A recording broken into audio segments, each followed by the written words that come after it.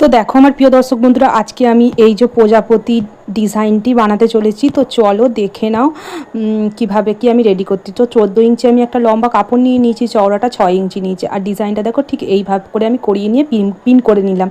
তো দুধারটা কিন্তু আমি সেলাই করে নেবো। তো দুধারটা আমার সেলাই করা হয়ে যাওয়ার পর এবার দেখো, এবার জিনিসটাকে কিন্তু আমি উল্টে নেবো। উল্টে নেওয়ার পর ভালো করে কিন্তু তোমরা যে কোনো একটা পিন বা কিছু দিয়ে কোণগুলো কিন্তু এরকম আস্তে করে তুলে নেবে। আর বন্ধুরা, আমার ভিডিও তোমাদের কীরকম লাগে জানাবে। ভালো লাগলে লাইক কমেন্ট শেয়ার করবে। পরবর্তী সময় দেখতে চাইলে তোমরা তোমাদের টাইম লাইনে শেয়ার দিয়ে রাখতে পারো।